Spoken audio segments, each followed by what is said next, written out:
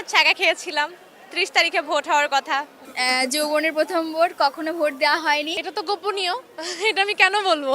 কিছুই বলবো না। অনুভূতি বলতে গেলে প্রথমে তো একটা ছ্যাঁকা খেয়েছিলাম। 30 তারিখে ভোট হওয়ার কথা, বাট যোগসু আমাদের ছ্যাঁকা দিয়ে দিল।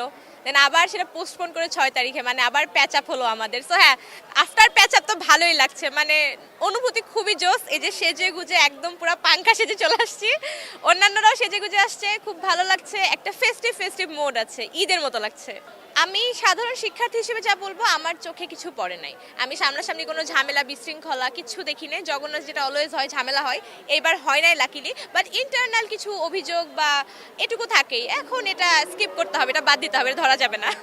ভিপি পদে আসলে এখন দুটো প্যানেলের আলোচিত দুজন ভিপি যারা খুব চর্চায় আছেন, রাকিব ভাই, রিয়াজুল ভাই। এখন কোন প্যানেল থেকে কে হবে এটা আসলে যতক্ষণ না নির্বাচন কমিশন থেকে আমাদের উত্তর জানাবে আমরা বলতে পারছি না, বাট আমরা আশাবাদী।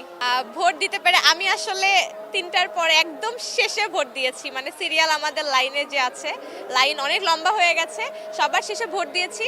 আর ভোট সবার শেষে দিতে পেরে স্পেশালি আমার ডিপার্টমেন্টের সিনিয়র জুনিয়র সবার সঙ্গে খুব ভালো লাগছে, মানে সবাই অনেক বেশি কোঅপারেটিভ। তো টানা তৃতীয়বার অর্জন করেছে দেশের সেরা সুপার ব্র্যান্ড স্বীকৃতি বসুন্ধরা টিস্যু। এটা হচ্ছে আমাদের প্রথম ভোট, যৌবনের প্রথম ভোট, কখনো ভোট দেওয়া হয়নি। প্রথমবার ভোট দিয়ে আসলে অনেক ভালো লাগছে।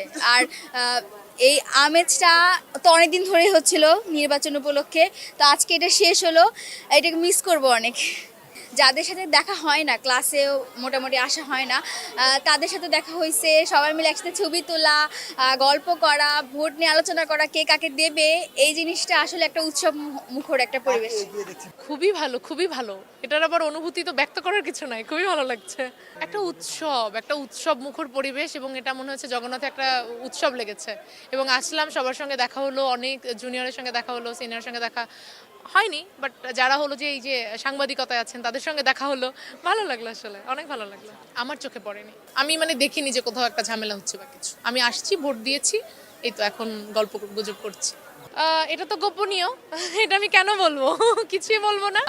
কিন্তু একটাই অনুরোধ থাকবে, যেই নির্বাচিত হবেন জগন্নাথের জন্য কাজ করবেন, আমরা সবাই জবিয়ান। আর যে নির্বাচিত হতে পারবেন না, এটা তো একটা ভোট। সো এই জায়গা থেকে জগন্নাথের জন্য সবাই কাজ করবেন, এটুকুই অনুরোধ।